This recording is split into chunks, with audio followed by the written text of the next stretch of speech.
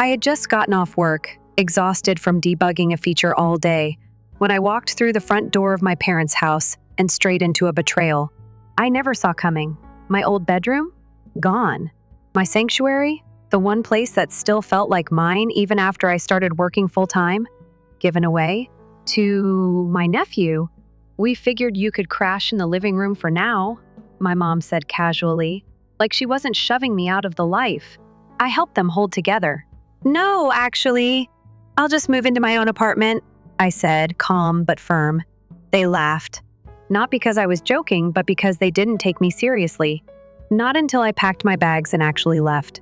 But let me rewind a bit. My name is Nina Carter, and I'm 23 years old. I graduated with a degree in software engineering last spring, and unlike a lot of my classmates who were still polishing resumes and panicking about job interviews, I had a job locked down before graduation. A company I interned with Gridlock Systems offered me a sweet starting position with benefits and a better-than-average paycheck. I could have moved out right away, I wanted to.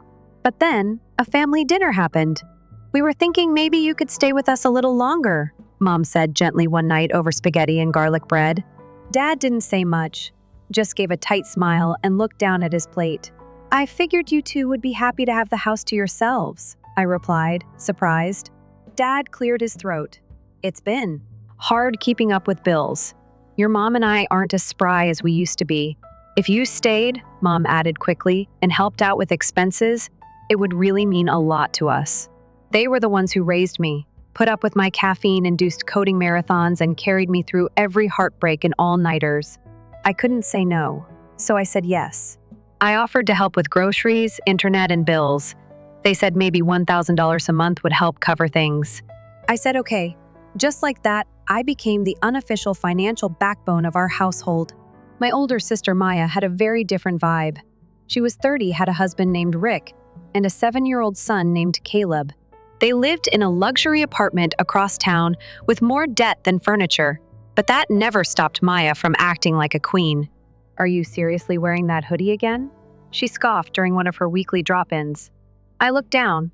It was a simple black hoodie, clean, warm, comfy. Yep, I said flatly. You need to treat yourself, Nina, she said, flipping her glossy curls like we weren't sitting on secondhand furniture in our childhood living room. Rick just got me a Burberry trench. It's to die for.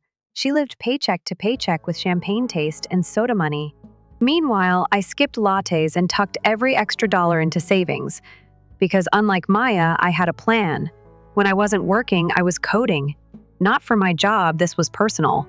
A smart home security app. I'd been developing solo for months. I called it Watchtide. It was sleek, intuitive, and smarter than anything on the market. I was proud of it. But to my parents, it just looked like staying up too late playing games. Nina, it's almost midnight, Mom scolded, standing in my doorway in her robe. You're driving up the electric bill. I didn't bother arguing. Neither of them knew what Watchtide was. They just saw lights on and thought I was wasting time. The final straw didn't come from them, though. It came from Maya. It was a Tuesday when everything flipped.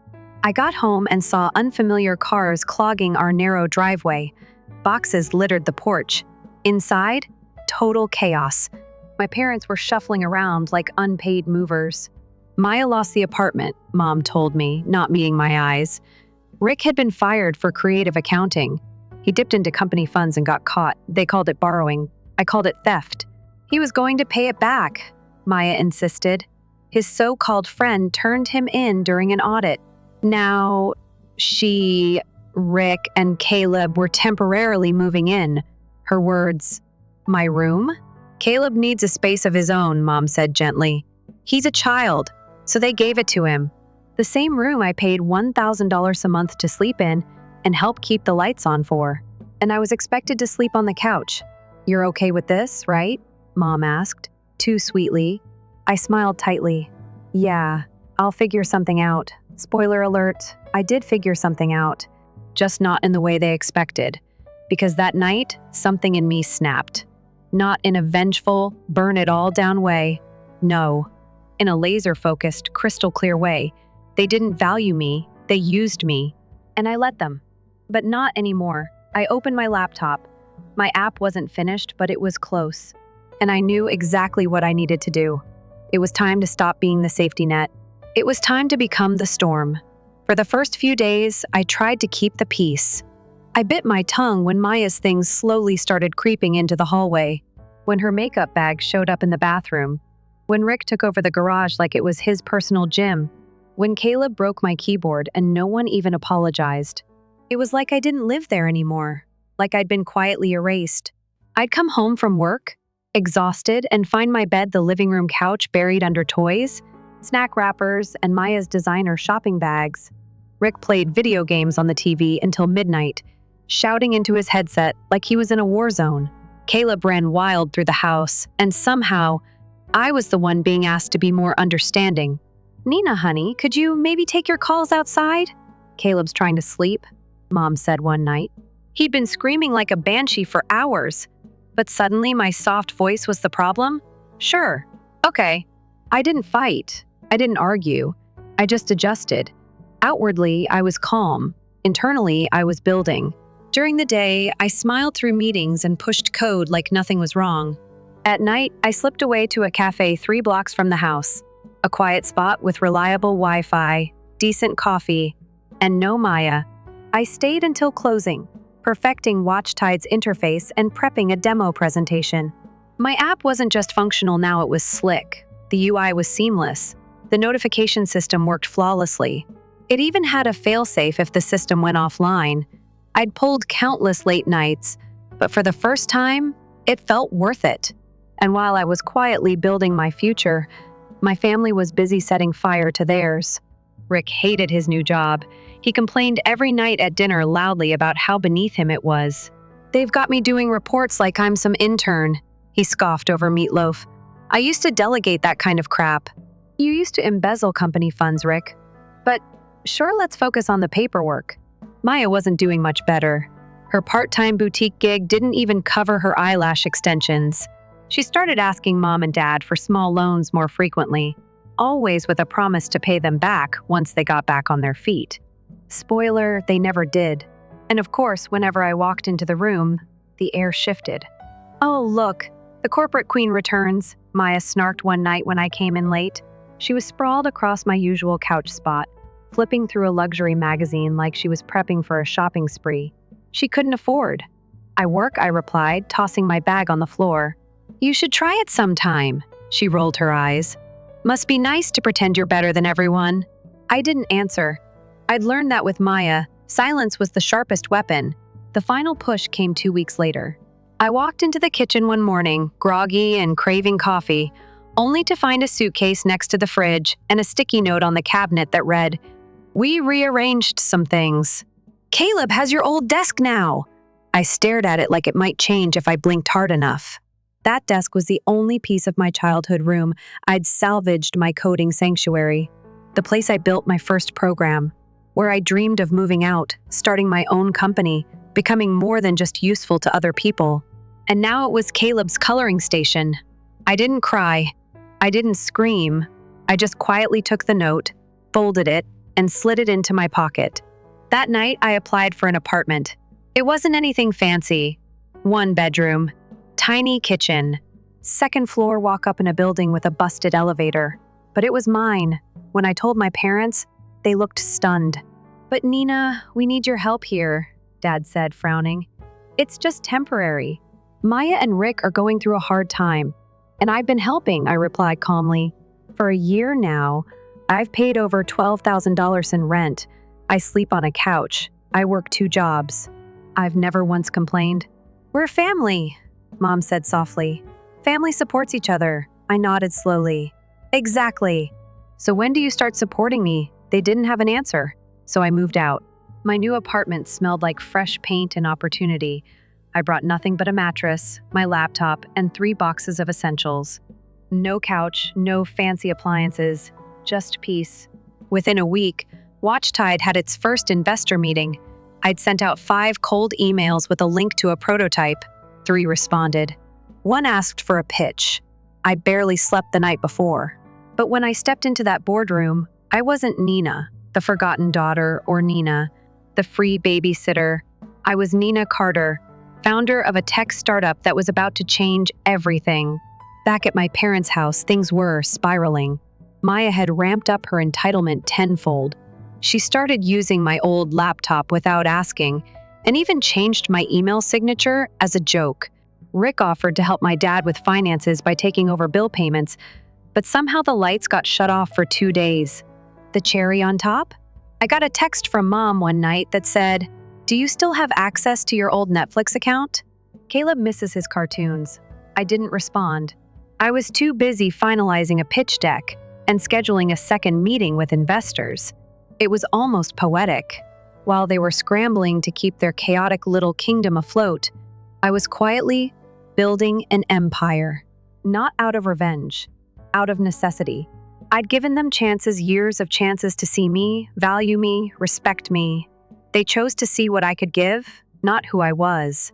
But now they were about to learn exactly who I'd become. 3 weeks into living on my own, I rediscovered what silence sounded like. No cartoons blaring at 6 a.m. No Rick's alpha male grunting from the garage. No Maya's passive-aggressive comments thrown like darts across the dinner table. Just the hum of my tiny fridge, the occasional creak of my secondhand chair, and peace. Real, unfiltered, adult peace. I didn't miss them, but apparently they started missing me. It began with small things, texts from Mom asking if I could help explain how the Wi-Fi works again, or if I had the password to the online billing account. Then came the real reason they reached out. "Nina, honey, do you think you could help us with this month's electricity bill?" "Just this once?" Dad texted. Just this once. Like I hadn't covered that exact bill every month for nearly a year. I stared at the message for a long moment before locking my phone and going back to my code. Watch Tide's latest update needed testing. I had more important things to focus on. They didn't hear back. 3 days later, Maya called. "Hey, stranger!" she said in her sugary tone, the one she used when she wanted something. "Long time, no chat." I didn't say anything. She laughed awkwardly. "So, funny thing. Rick's car broke down and Caleb's outgrown all his clothes again. Can you believe how fast kids grow? Anyway, I was wondering if you could float us like, maybe $400? I smiled, not because it was funny, but because it was all so predictable. "You still have that Burberry trench you love, right?" I asked. She paused. Yeah? Maybe start there. Click. Meanwhile, my life was finally gaining momentum. The second investor pitch? Nailed it. They loved the concept, the UI, the seamless integration with existing home systems. They especially loved that it had real-world potential beyond just another tech gadget. 2 weeks later, I signed a pre-seed investment deal. Not massive money, but enough to build a team, develop beta features, and register WatchTide as a company. I was now the CEO of my own startup. A small one, sure, but it was real. It was mine. The day I wired my first paycheck to a freelance developer, I sat back in my creaky chair, took a deep breath, and cried. Just a little. Quiet tears. Because for the first time, my life wasn't just surviving, it was building. And just when I thought they might finally leave me alone, I got the call. Not from Maya, not from Rick. From Mom. She never called unless something was really wrong. "Nina," she said, her voice tight. "We need your help." Turns out, Rick had made a tiny mistake. Remember when he offered to take over the bills? He forgot to pay the mortgage. 3 months in a row. Now the house was on the verge of foreclosure. "We didn't know," Mom whispered. "He said he was taking care of it." I believed her. I really did. But I also remembered all the nights I stayed up worrying about those same bills while they let Rick play boss. "You need to come home," she added. Home. That word hit harder than she probably intended. Because the truth was, I didn't have a home there anymore. They gave away my room, my space, my voice. And now that things had gone sideways, they suddenly remembered I existed. I didn't answer her right away. I just breathed in, out. Then I said, "I'll come by." But not for the reason you think. When I walked into the house, it was like stepping into the ghost of my old life. The pictures were the same. The walls hadn't moved. But it all felt smaller somehow, like it had shrunk under the weight of their choices. Maya was pacing in the kitchen, clearly irritated. "This is your fault, you know," she snapped when she saw me. I blinked. Mine? If you just stayed and helped like you used to, I held up a hand. Maya, don't. Rick was slumped at the table, arms crossed, eyes bloodshot. He didn't even say hi. I turned to my parents. You want me to fix this? I asked. They nodded. Quiet. Hopeful. I pulled out my phone, opened a spreadsheet, and started clicking. No more guesswork, I said. No more Rick playing accountant. Here's the breakdown of what's owed. Here's the budget I followed when I lived here. And here's what I'm willing to do. They leaned in. I'll buy the house, I said. Silence. Total, stunned silence. You. What? Dad finally asked. I'll buy it. From the bank. I've already contacted the lender. The foreclosure hasn't finalized yet. I can stop it. But there's one condition. What kind of condition? Maya asked sharply. You all move out, I said evenly. Immediately. No delays, no just until we figure it out. I want the house empty by the end of next week, Maya laughed. You can't be serious. I'm completely serious. You'd kick your own family out? No, I replied calmly. I'm just not offering free housing to people who treated me like furniture. Dad looked at me like he didn't recognize me. Mom blinked fast like she was trying not to cry. But Maya? Maya exploded. You're heartless, she hissed. We're blood. And that blood ran ice cold when you gave my room to your son without even asking. When you used me like an ATM. When you laughed at my life because it wasn't covered in labels. I looked around the room. My childhood home. Being family doesn't mean I owe you my peace. They didn't respond. Not right away. But they didn't say no. Because deep down, they knew I was right. By Friday, the paperwork was signed. I had officially purchased the house I grew up in. Not out of sentiment. Out of strategy. I didn't want revenge. I wanted clarity. I wanted a place that reminded me where I came from and how far I'd come. They packed up and left. Maya was the last to go, still muttering under her breath as she carried a chipped vase out the front door. I watched from the porch, coffee in hand, wrapped in my favorite hoodie, the one she used to mock. And for the first time in a long, long time, I felt free. I thought buying the house would bring closure. In a way, it did. The silence echoed differently, now less like loneliness and more like freedom. The furniture was sparse. The rooms were bare, but for once, the space felt mine. Every creak of the floorboard under my feet, every morning sunbeam sliding across the hardwood, reminded me I wasn't a guest here anymore. I was the owner. I changed the locks the day after the paperwork cleared. Not out of paranoia, out of principle. Boundaries had been missing for far too long. This was my line in the sand. Still, part of me hoped that would be the end of it. It wasn't. It started with small things. A knock at the door on a Saturday morning. Maya holding a bag of groceries like it was some peace offering. I just wanted to drop off a few things for Mom. She said she left some stuff behind. I didn't move to open the door. What kind of stuff? Just odds and ends. I figured I'd grab them. Make a list, I said. I'll look. Her smile faded. Seriously? I don't trust you in my house. No offense. She let out a cold laugh. Wow, you've really changed. Good, I said, and closed the door. I wish that had been the last of it.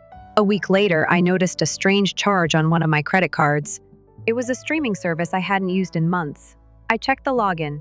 Still connected to the old TV in my parents' living room. Except I'd taken that TV with me. My gut dropped.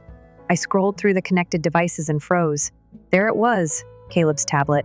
She'd logged into my account. Again. So I changed the password. Not an hour later, I got a text. Maya, really? Petty much? I didn't reply. I blocked her. She unblocked herself 2 days later by using Mom's phone. Mom's voice was shaky when she called. I don't want to get involved, she said. But Maya's upset. She says you're icing out your own family. She's not my responsibility, I replied. You used to care. I still care. Just not enough to keep being her doormat. Silence. Then, softly, you're not wrong, but it's all falling apart. Rick's working nights, Maya's depressed, Caleb's acting out. I think they're embarrassed. They should be. That's when she said something I wasn't expecting. You're the only one she ever compared herself to. I didn't know how to respond to that. Not because it wasn't true, but because I'd spent years thinking Maya looked down on me. All the snide comments, the eye rolls, the jokes about my clothes, my job, my social life. It had all been projection. And maybe that should have made me feel better. But it didn't. Because even if she was insecure, it didn't excuse how she treated me. Still, for a few weeks, things were quiet. I got back to work on Watchtide. The beta launched. Early testers loved it. I started lining up a small team developers, a marketing intern, and even an advisor who believed in the vision. For the first time in my adult life, I felt aligned with my future. Which is exactly when Maya struck again. I came home one afternoon to find the side gate open. Weird, I always locked it. Inside, nothing looked out of place.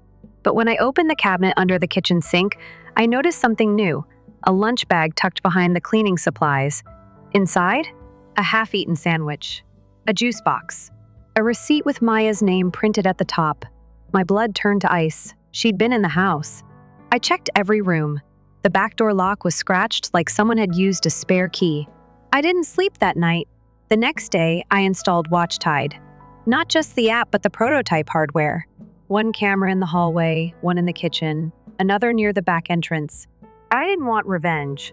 I wanted proof. 3 days passed, then 4. On the 5th day, I got the alert. 2:47 p.m. Movement detected. Back door. I opened the app and watched. There she was. Maya. In my house. Casual as anything, holding a grocery bag and humming to herself. She opened the fridge, took out a drink, checked her reflection in the oven door. She didn't look guilty. She looked comfortable, like she'd done this before. I waited until she left. Then I made my move. The next morning, I visited her place, a rundown rental on the edge of town. She opened the door wearing sweats and an expression somewhere between surprise and suspicion. "What are you doing here?" she asked. I handed her an envelope. Inside was a printed screenshot from Watchtide. Her, mid-sip of my orange juice, time-stamped, dated. "What is this?" "You broke in," I said. "Used a spare key. That's trespassing." She went pale. "I was just grabbing something Mom left." "No, you were helping yourself. Like always." "You're being dramatic." I held up my phone and hit play. The video played, her face clear as day, casual as ever. She tried to swat it away. "Delete it?" she snapped. "No. I swear to God, Nina, if you show this to anyone, I won't," I said. "Not unless you try it again," her face twisted. "You think you're better than us now?" "No," I said, calm as a stone. "I've always been better. You just refuse to see it." I turned and walked away. That night, I slept like a rock, because it was done. There was no fight, no argument, no final blowout. Just a boundary, drawn, recorded, and backed up to the cloud. A week later, Mom texted to say Maya was reevaluating things. Good. I hoped that included her morals. But something inside me shifted after that. I stopped waiting for closure. Because maybe closure doesn't come with apologies or dramatic endings. Maybe it just comes when you stop asking for respect from people who've never earned yours. The moment Watchtide hit the press, my phone lit up like a Christmas tree. An article dropped on a mid-tier tech blog. Young female founder launches smart security app from her living room. Meet the future of home safety. It was short, a few quotes. A blurry photo of me sipping coffee at a WeWork space. But it caught fire. The headline made rounds on Twitter. Linked. In picked it up, then a larger site ran with it. And just like that, the same people who overlooked me suddenly wanted in. Strangers messaged me offering collabs. A former professor asked if I'd come speak at a campus event. The recruiter who ghosted me 2 years ago sent a congratulations, "Let's reconnect" message. But none of it surprised me more than the text I got from Maya. "Maya, Nina. Just saw the article. That's amazing. So proud of you," I didn't reply. 15 minutes later, she doubled down. "Maya, would love to grab lunch soon, got some ideas I'd love to share. Think we could work together?" There it was. She didn't say it, but it was written all over the emojis and exclamations. Now that I was visible, I was useful again. And suddenly, she was proud. The thing is, the old me might have considered it. Might have thought, well, maybe she's changed. Maybe this is her trying to reconnect. But I wasn't the old me. I was the version who had rebuilt from the ground up alone. The one who didn't need validation, especially not from someone who only remembered my name when there was something to gain from it. So I left her on read. But she didn't stop. A few days later, Mom called. "She's hurt, Nina," she said gently. "She feels like you're shutting her out." "I am shutting her out," I replied. "She's trying, though. Isn't that worth something?" "Trying to do what?" I asked. "Get a free ride?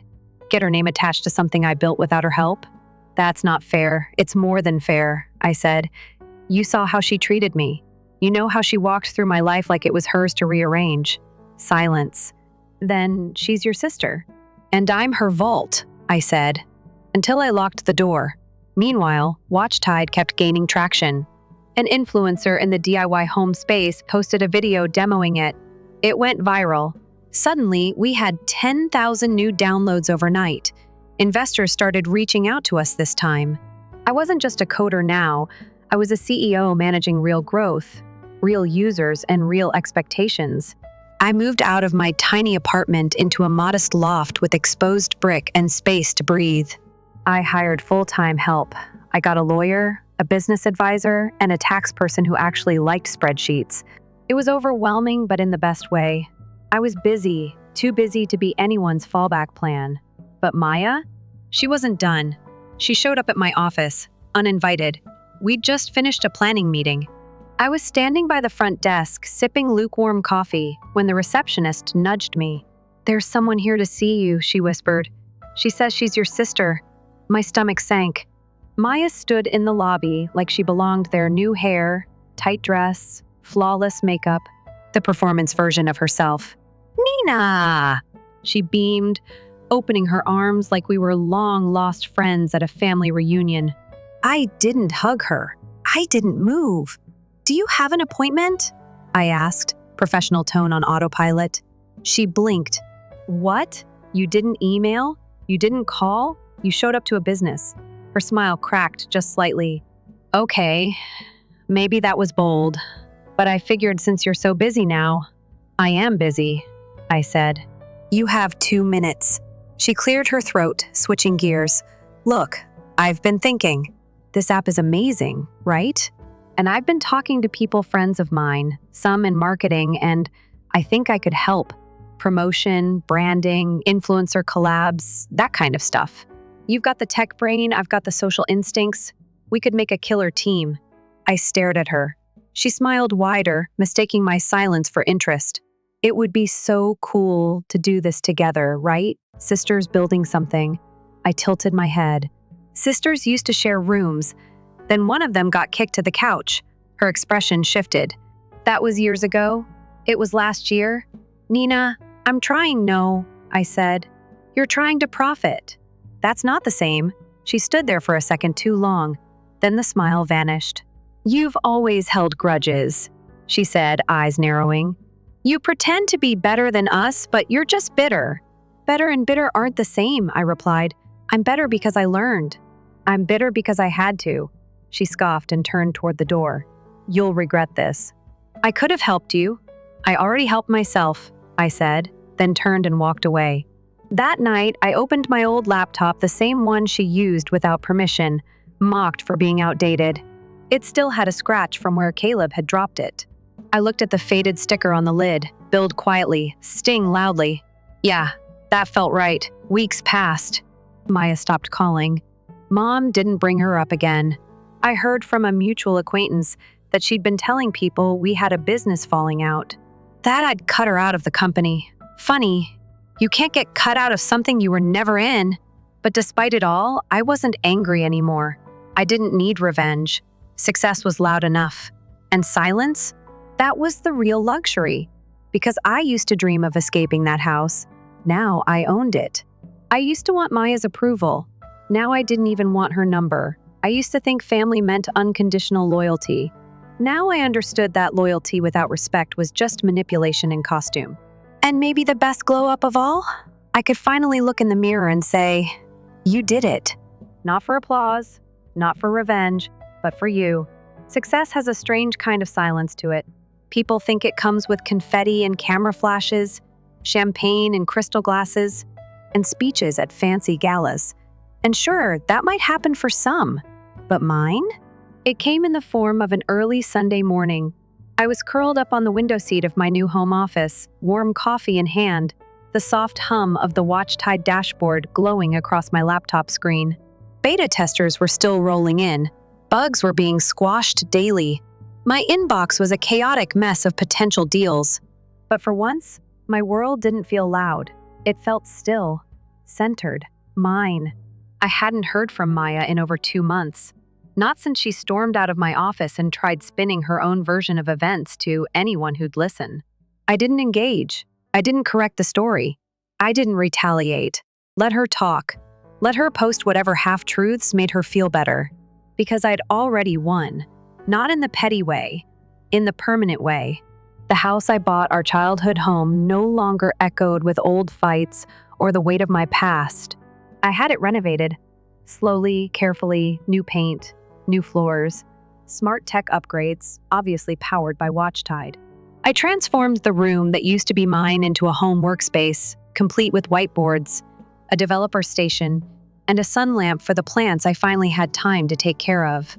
The rest of the house? It wasn't just sitting empty anymore. I had other plans for it. When I told my parents, they were surprised but quietly relieved. I want to open it up, I said. Not rent it. Not sell it. I want to offer the space to young women in tech who are just starting out. Interns, students, people from rough situations, free temporary housing, mentorship. A place to land. My mom looked like she might cry. Dad, ever the quiet one, just nodded and muttered, "That's a good thing to do." Maybe they finally saw me not as a daughter who owed them help, but as a woman carving her own way forward, on her own terms. Maybe not. But it didn't matter. Because this time, I wasn't doing it to be seen. The first guest moved in 6 weeks later, a 21-year-old named Zoe. She'd aged out of foster care last year, was working part-time and trying to finish her computer science degree at night. I found her through a nonprofit I donated to in secret. The first day she arrived, she stood in the kitchen like she was afraid to touch anything. "You sure it's okay I'm here?" she asked. "Positive," I said. This place was built on second chances. She didn't know the full story. She didn't need to. But sometimes, when I walked through those halls and heard laughter, or the quiet clicking of keys from someone writing code on the old desk I used to dream at, I felt it.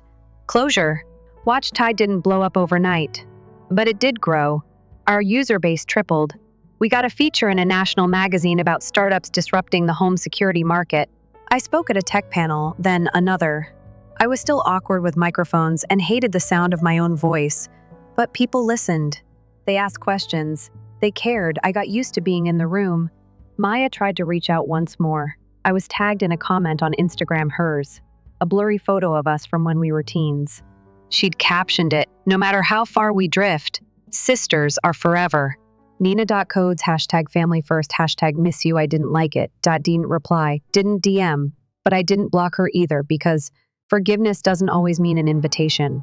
Sometimes it just means letting go without picking it back up again. Months passed. I grew. My team expanded. My routine softened. I started dating slowly, cautiously.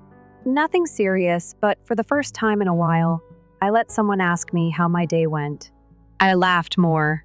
I cooked real meals. I stopped waking up with clenched fists.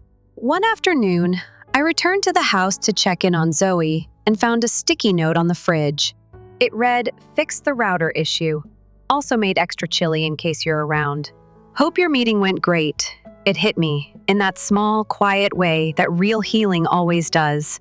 A year ago, I was sleeping on a couch in that same house, invisible in the space I helped keep standing. Now, I was the one opening the door for someone else. I walked through the backyard, sunlight on my face, and sat on the old swing Dad installed when we were kids.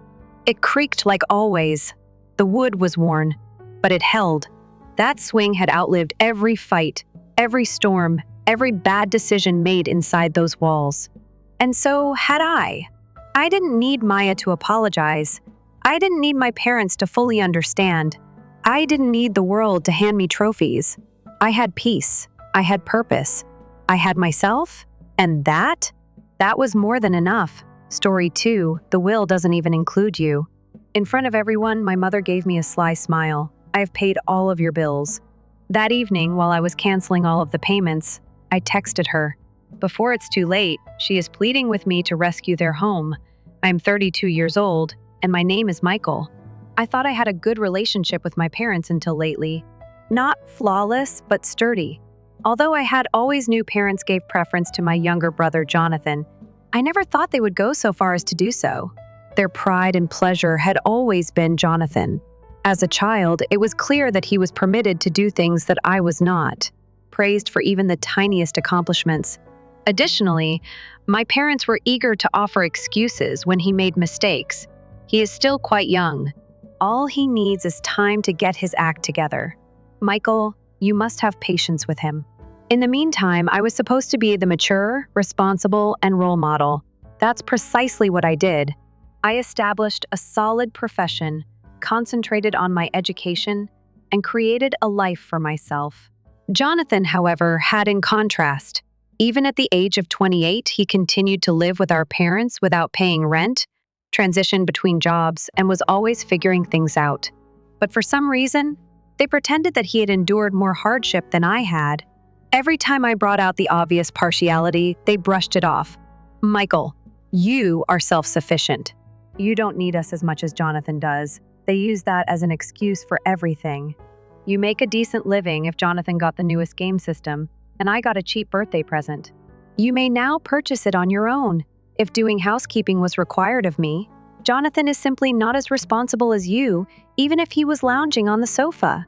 You can manage it, Michael, even if Jonathan's car broke down and they paid for the repairs while I had to pay cash for my first vehicle.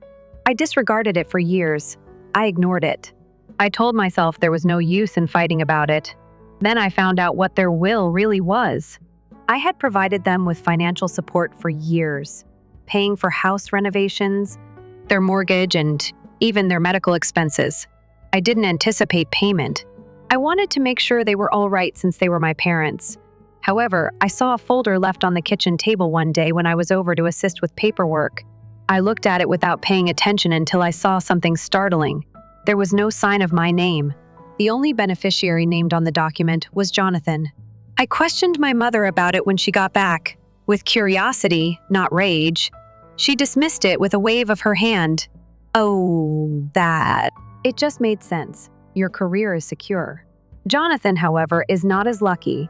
He will require further assistance. I was taken aback.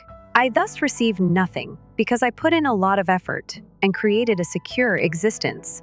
Despite all that I have done for you, she scowled, as if I were acting irrationally. You don't need it, Michael. It's only financial. You'll be all right. Something shattered inside of me. I had been their safety net for years, always lending a helping hand. However, I was dismissed like a self-centered toddler having a fit the instant I inquired as to whether I cared. I realized the reality at that point. Their son wasn't me. They relied on me for financial support. I decided then and there. I stopped paying for their costs. No more mortgage payments. No more funds for home maintenance. No more funding. Unless I were not significant enough to be mentioned in their will. They also didn't need my money, surely. It was not long before the repercussions were apparent. They remained silent at first. Perhaps they thought I was simply preoccupied. However, my mother texted me a month later. No salutations. No idle chatter. All that is owed is the rent. That was it. No. How are you? No. I hope all is okay with you. Only a request. As though I were just their own ATM. I felt a surge of rage, pain, and disappointment as I gazed at the letter. I composed my response calmly after that. Jonathan will take care of it, I'm sure. No more justification, no dispute. After that, I put down my phone and carried on with my life. The reaction was nearly instantaneous. My phone vibrated less than an hour later.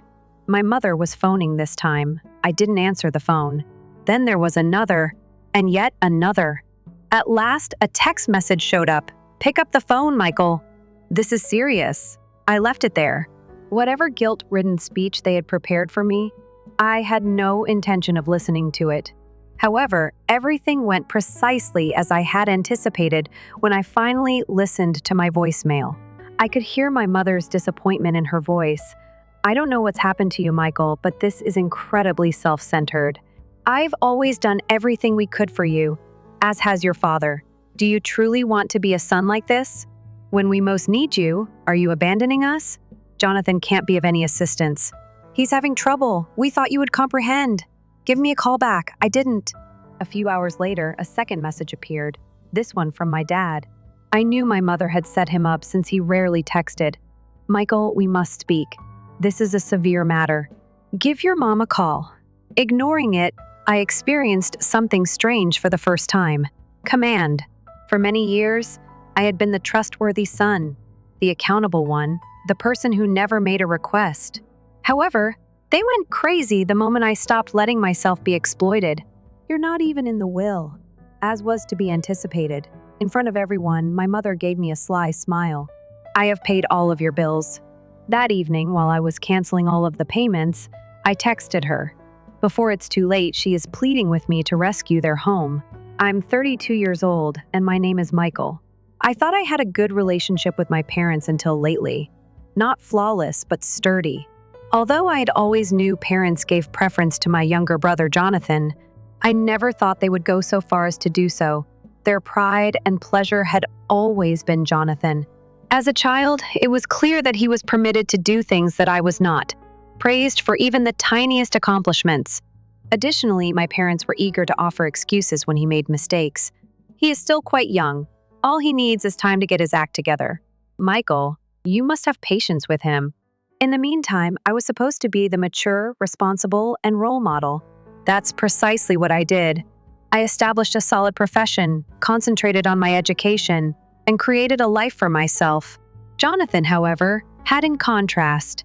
Even at the age of 28, he continued to live with our parents without paying rent, transitioned between jobs, and was always figuring things out. But for some reason, they pretended that he had endured more hardship than I had. Every time I brought out the obvious partiality, they brushed it off. Michael, you are self-sufficient. You don't need us as much as Jonathan does. They use that as an excuse for everything.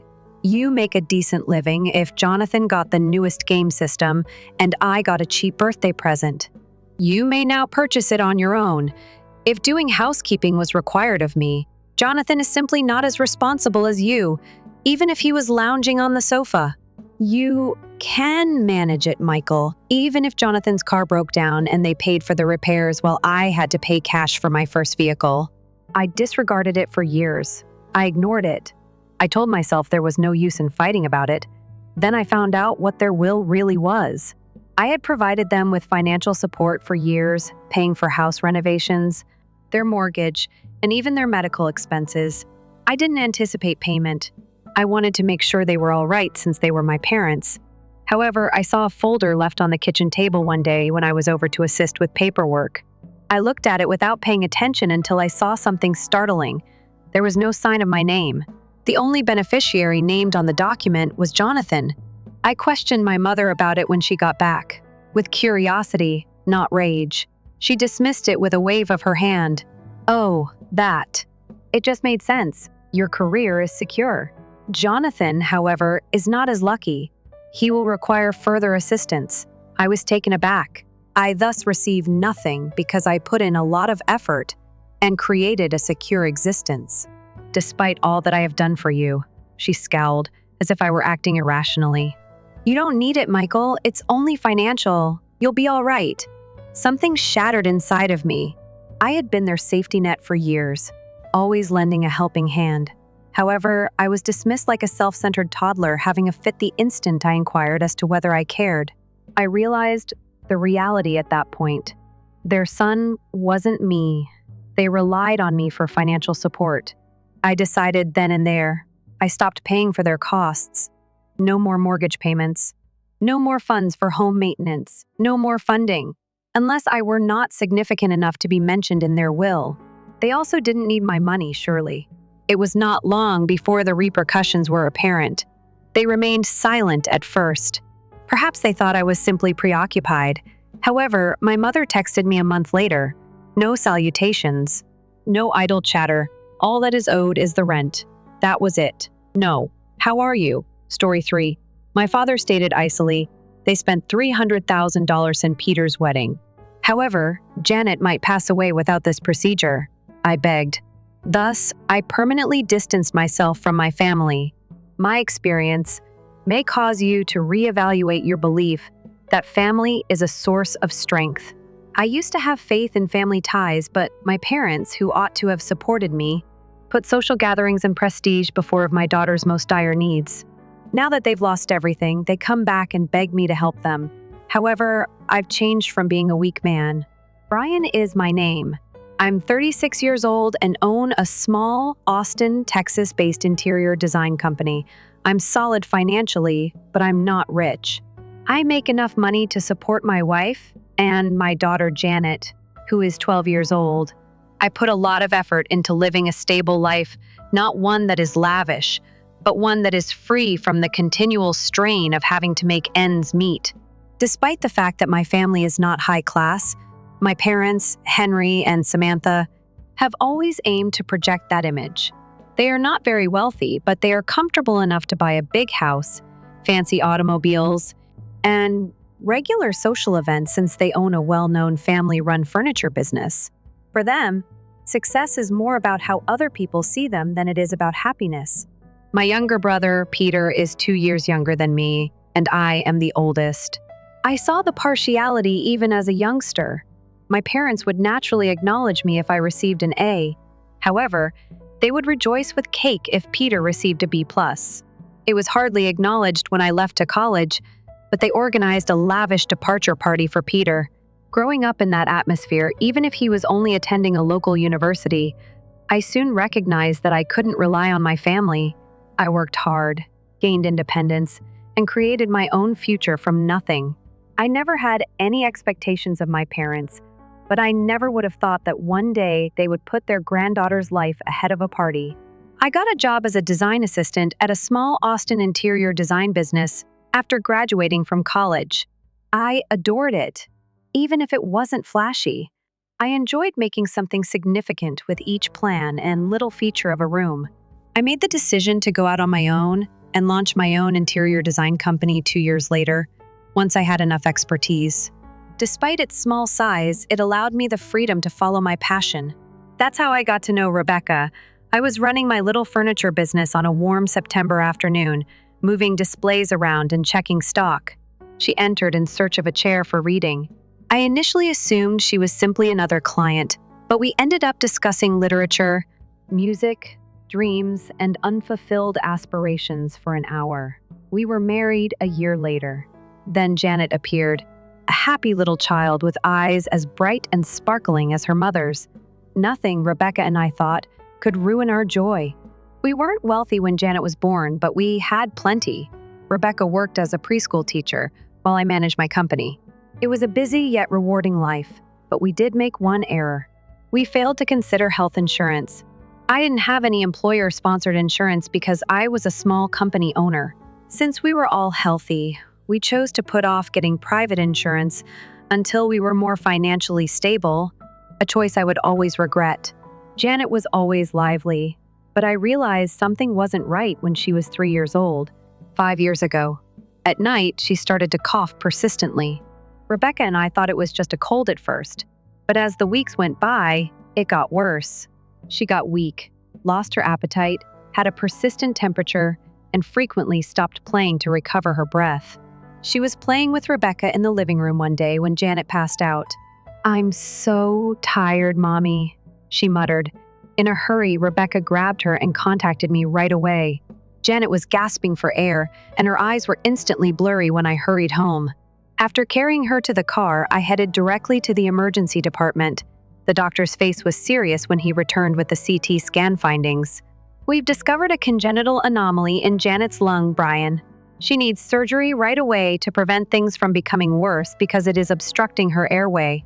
My 3-year-old child and I felt as though the earth underneath us had broken a lung mass. How is this possible? But I was in for an even bigger shock. After directing me to the hospital's financial office, the doctor gave me a $120 bill. The hospital requires assurance that the costs will be paid, but we may proceed with the procedure immediately. "Are you covered by insurance?" No, I didn't. The realization of my error struck me at that very time. I had mistakenly put off purchasing insurance, thinking we wouldn't need it now. That decision was causing my kid to suffer. Keeping Rebecca's hand in mine, I made myself maintain my composure. We'll locate the funds. Please preserve my daughter. However, how was I going to raise $120,000 so quickly? A tiny part of me continued to believe that my parents would help me in spite of everything. I thought they may be able to assist, but I didn't expect them to throw their arms around me and vow to take care of everything. Their granddaughter was named Janet. How could they watch helplessly while she was valiantly battling for her life? When I arrived at their house after driving there, I saw that they were having a big party. Live music was playing as the place was packed with visitors. A group of well-dressed individuals drank wine from crystal cups. Gourmet food and pricey perfume were mixed together in the air. It was a celebration celebrating Peter's impending nuptials. I begged for my child's life in desperation as others celebrated. I tried to keep my cool as I approached my folks. "I have to talk to you, parents. It's critical." My mom scowled and motioned for me to hold on. She started talking to the visitors again. I had to say it again. My voice was shaking now. My father finally turned to face me this time. Brian found his expression annoying. "Can't we wait?"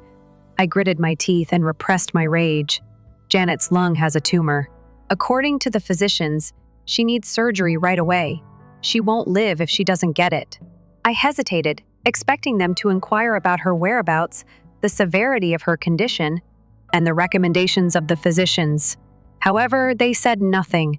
Not a single query on Janet's health. No glimmer of concern. After swallowing the knot in my throat, I went on.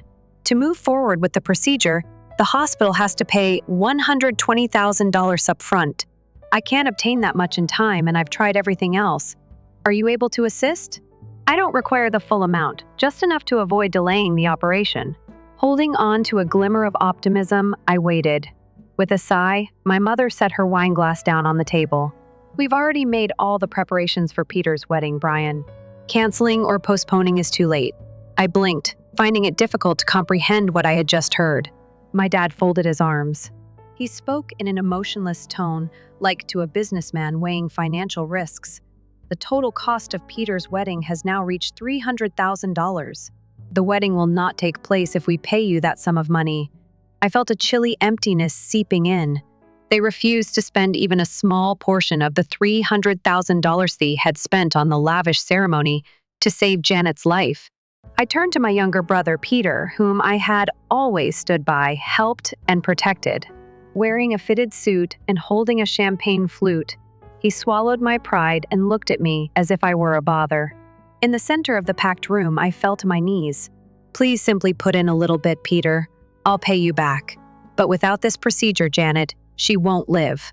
I looked across his face, looking for the slightest hint of humanity. Rather, he retreated a step, as though I were unpleasant. "You expect me to cancel my wedding over this?" he scoffed. "My fiancé is the object of my obligations, to the future that I am creating. I'm sorry, but I'm powerless." I gaped at him in shock. My own brother made fun of me after I had just humbled myself in front of him. There were murmurs among the crowd. A few grinned. Others watched me like I was an idiot and shook their heads. My dad put his hand firmly on my shoulder. "Brian, get up. Don't make us seem bad." I got up slowly, but I didn't feel like their son anymore. Focusing on their eyes, I said, my tone tinged with resentment. "Mom, thank you. I'm grateful, Dad." "Peter, thank you. I can now tell who is a stranger and who genuinely cares today." I turned and left without saying another word. I was immediately soaked by the torrential rain outside. However, I just had a hollow aching in the middle of my chest. I had pleaded. I had humbled myself, and I received icy coldness in exchange. I rushed over to my car, slammed the door, and, for the first time, I lost it. My hands gripped the driving wheel as anguish suffocated me, and I sobbed in waves. The raging storm outside reflected my inner distress. Then a picture appeared in my head. Janet. She was anticipating my arrival. She was having trouble breathing, struggling to stay. Now, I couldn't let myself break apart. I inhaled deeply, brushed away my tears, turned on the car, and headed straight back to the hospital. My in-laws were already there when I got there. They were straightforward, industrious folks, not rich. My mother-in-law came running to me as soon as I entered, snatching my hands and wearing a worried expression. "You're wet, Brian. Did your parents assist you?" She could see the answer in my eyes, but I couldn't force myself to say. A solid hand was placed on my shoulder by my father-in-law. "It's all right. We'll manage." Rebecca and I took immediate action that evening. I started selling everything by morning. My automobile was sold for $115,000 in a flash. All of our savings vanished. Coworkers and friends helped out, in spite of their own hardships. A young worker who was struggling to make ends shoved $500 into my hand. "This is all I have to offer, boss." I received $3,000 from an old coworker I hadn't spoken to in years. "I once got support from you. Now it's my time." All contributions are taken into consideration, but I still lacked $40,000. My phone then rang. My in-laws. "How much more do you need, Brian?" With a forceful voice, my father-in-law inquired. I took a deep breath. 40,000, quiet. The voice of my mother-in-law then emerged, quiet yet steady. "We'll have it tomorrow," I muttered, stunned. "How did you obtain so much?" My father-in-law gave a little laugh, warm but determined. "Our home was sold. Janet's life is more important." I was still. Despite their affluence, my own parents didn't want to spend a dime. Nevertheless, my in-laws, who had no blood links, sacrificed everything. My eyes filled with tears. I am at a loss for words. My father-in-law gave me a kind grin. "Just see to Janet's recovery." I got all of it via their sacrifice. Janet had a good procedure. The surgeon made an announcement as he came out of the operating room. "The procedure went well. She will eventually become better." Relief overcame me, and I buried my face in my hands as I fell into a chair. My mother-in-law gave Rebecca a firm hug as she started crying. My father-in-law remained still and nodded as if he had never questioned this result.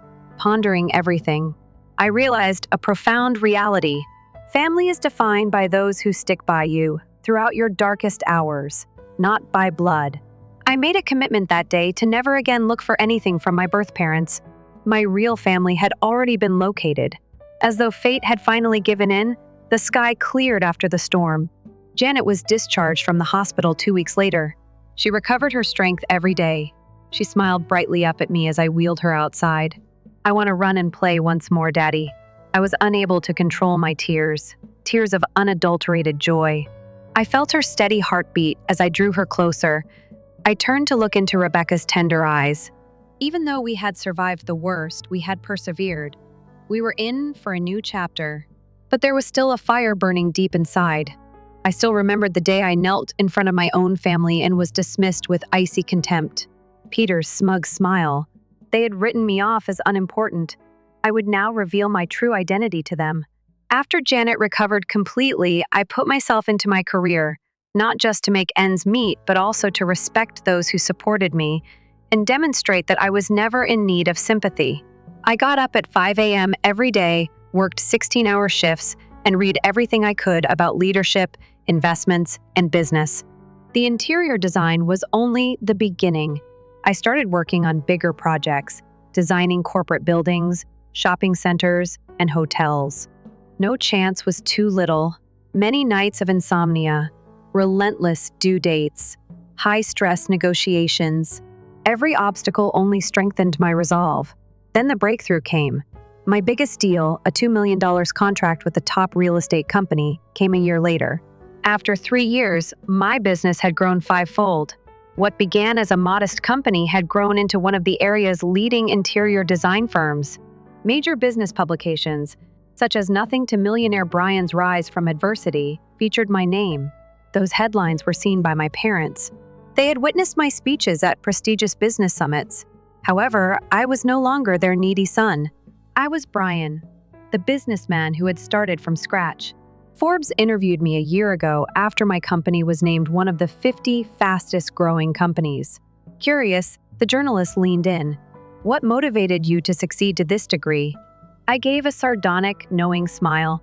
"I used to have a family, and they were supposed to be my biggest source of support. But they left me when I needed them most. To help save my daughter's life, I pleaded with them. How did they react? My brother's wedding had already cost them money. The reporter's gaze expanded. They put a wedding ahead of rescuing their granddaughter. I gave a nod. That's precisely what took place. And for that, I am grateful for their treachery. Started a fire inside of me. I proved I never needed them because of their cruelty. I didn't say anything softer. I didn't use evasive language to hide. I referred to them by name, Samantha and Henry. My parents, Peter, my brother. Thank you for showing me that family isn't defined by blood. It's defined by those who stand beside you when it truly matters. The interview aired and the media erupted. Self-made millionaire reveals how his own family turned their backs on his dying daughter. Grandparents chose a wedding over their granddaughter's life, a shocking truth, when money matters more than family. A chilling tale of betrayal. My story spread like wildfire. Millions were furious. Unbelievable. How can people be so heartless? What kind of grandparents abandoned their granddaughter in her time of need? Peter's wife must be regretting marrying a man who let his niece suffer for a party. But for my parents and Peter, this was just the beginning of their downfall. After the interview, their lives unraveled. Business partners severed ties, clients withdrew contracts, and former associates avoided them. The same people who once celebrated with them at extravagant parties now wanted nothing to do with them. My parents, once respected in their industry, were now outcasts. And Peter, he once looked down on me, thinking he had won with his lavish wedding and comfortable life. But everything changed when his wife, Ava, saw my interview. She was horrified. "Peter, is this true?" He stuttered, scrambling for an explanation, but the truth couldn't be denied. Days later, Ava filed for divorce. She refused to stay with a man who let his own niece suffer for the sake of a celebration. Peter lost everything. Years ago, I had knelt before them, pleading for my daughter's life. They mocked me as if she mattered less than their party. Now the world had abandoned them, and I had no remorse. My success wasn't just a response to their betrayal. It was a tribute to those who stood by me. I returned to the people who had helped me, friends, colleagues, and employees who had given what little they had to save. Janet. I gathered them all, offering financial support, paying off debts, and investing in their futures. But they declined. "Boss, we helped you because we believed in you, not because we wanted anything in return." I was speechless, overwhelmed with gratitude. These people were my real family. But one debt remained: the sacrifice my in-laws had made. They had sold their home without hesitation to save Janet. The first couldn't let that go unanswered. Once Janet recovered, I spent a year tracking down the buyer of their house. I negotiated, made offers, and finally bought it back. The day I handed them the keys, my mother-in-law froze, tears in her eyes. "Brian, how I grinned. You gave me everything when I had nothing. This is the least I can do." My father-in-law laid a hard touch on my shoulder, his gaze filled with pride. "I always knew you'd make it, son."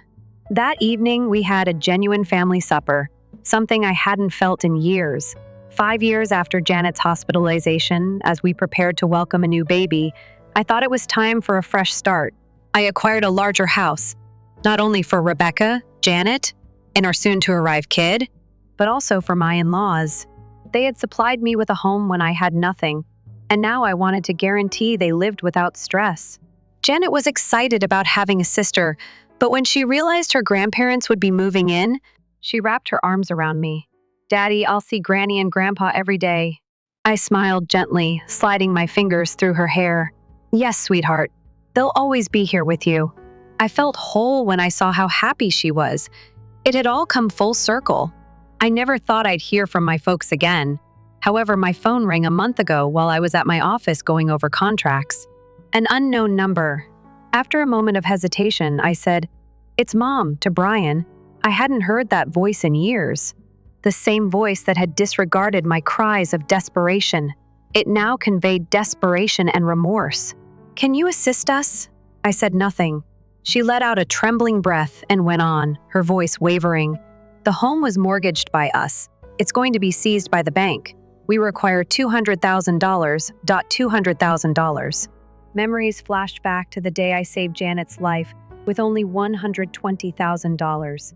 I knelt down in front of them and begged for their assistance. And I was turned away. Peter's smug grin, my father's icy demeanor, and their conviction that a wedding was more significant than their granddaughter's safety. They now sought my assistance. I took a big breath and spoke steadily. "Remember that day, Mom, when I begged you? Keep quiet." Janet's life relied on it, as I mentioned. "Remember?" Her voice broke. "Yes, I do. But you didn't. You didn't hesitate to let me go." She started crying. "I'm aware that I was mistaken. But please, we're desperate, Brian." I let out a flat laugh devoid of humor. "Mom, let me ask you a question. Which is more essential, a party or your house?" She didn't answer. "That day," I went on, "instead of saving Janet, you decided to have a party. And you want me to decide to save you now that I've lost everything?" Her sobs became more intense. "We are family, though. Family members are meant to support one another." I laughed resentfully. "No, Mother. My biological family already did. More generosity was shown by my in-laws, co-workers, and even complete strangers than by my own parents." She made another attempt. There was urgency in her voice. "You can't act like this. The day you left me and Janet, Mom, I lost both you and Dad." That night, after putting Janet to bed, I immediately hung up the phone. I told Rebecca and my in-laws everything as I was seated in the living room. I believed Rebecca would support my choice, but she just held my hand and gave me a contemplative look. "I can see why you don't want to assist, Brian, but perhaps you should think twice," I scowled. "Rebecca, they abandoned our daughter to perish. I can't seem to forget that." Her eyes were as soft as ever when she nodded. "I understand. And while I'm not advocating for you to forgive them, you should do it for yourself so that you won't have to live with regrets in the future." My father-in-law stayed composed and told me, "Son, choosing to help doesn't make you weak, but forgiving them isn't necessary." I had resorted to my in-laws, anticipating their support. "It demonstrates your might." Gently, my mother-in-law added, "You now have a solid job, a loving family, and a promising future. In contrast, they have lost everything. Assisting them indicates that you have already won." I said nothing as I stepped out onto the balcony. I stood beneath the wide sky that night, deep in contemplation, replaying each unpleasant memory. The time I pleaded to be made to kneel in front of Peter. I had believed that sending them away would satisfy them because of how readily they turned their backs. But I only sensed nothingness. I gave Mason, a close buddy with a background in finance, a call the next morning. "Mason, I have a question for you. Is this a ruse, or are my parents actually in danger of losing their home?" Without hesitation, he said, "Give me 3 hours." His email, which confirmed they were totally insolvent, came 3 hours later. Without the $200,000, their mortgaged home would be taken. I let out a long breath and then called my mom. Her voice was desperate as she responded right away. "Brian." I spoke in a forceful tone. "I'll assist, but only if you do this. Anything. Tell me what you need, please. Dad and you need to physically visit my office. I'll give you the cash right away." She paused for a moment, then answered rapidly. "Okay, we will be present." I sat in my office that afternoon with a black bag securely tucked within $200,000 in cash, exactly packed. It didn't seem important to me, but it was their final chance to hold on to the life they used to cherish above all else. The door opened with a squeak. Deprived of their former power and confidence, my parents came in. My dad looked tired. Now there were silver streaks in my mother's hair. With wordless pleas in their eyes, they sat down opposite me. I flipped the suitcase open and unlatched it without saying a word. Under the office lights, 20 clean stacks of crisp $100 banknotes shone brightly. My mother gasped quietly. My dad took a deep breath. I shoved the luggage in their direction. "Right here. Enough to keep your home intact?" My father grabbed it like it was his lifeline and slammed it shut instantly. With eagerness, he nodded. "Brian, thank you. You finally realized how important family is." I let out a chilly giggle. "No, Father, not this family, but family is vital." Their faces went cold. I crossed my arms and leaned back. "I'm giving you this money today. Do you know why?" My mom gave a head shake. My dad said nothing. "It's not a show of compassion. Rebuilding what has already been damaged is not the goal. All I want is for you to comprehend. This is the final instance." I tapped the desk with my fingertips. I spoke in an icy tone. "You are no longer a part of my universe as of right now. Consider me gone forever the moment you leave this office." As my father clutched the luggage, my mother started crying. The color faded from his face. "Please don't do this, Brian. We remain family." I gave a chilly laugh. "Didn't you always take pleasure in your intelligence? You always managed to get things done. Now go ahead and solve it." My dad's jaw tightened. My mom broke down in tears. I had no feelings. I stood up, gave them one last look, and waved to security. "Take them out." The guard moved forward and signaled for them to go. As the door closed behind them, they paused, unable to speak, and clutched the luggage. I was aware that this was the last chapter. They lost their final link to me, but they took $200,000 with them. I was hoping for fulfillment. I felt nothing instead. No victory, no bitterness, only a conclusion. But I'm sure they'll be back. Everything is gone for them. I'm still their sole escape route. In a year or sooner, perhaps. Maybe Peter will make a desperate attempt to contact you. They will attempt Tier's deceptive claims, any trick they can pull. Do I have to allow them back in? How would you respond? Did I make the right decision? Post your opinions in the comments section. Click subscribe if you enjoy tales like this so you don't miss the next one. Thank you for viewing. I'll see you later.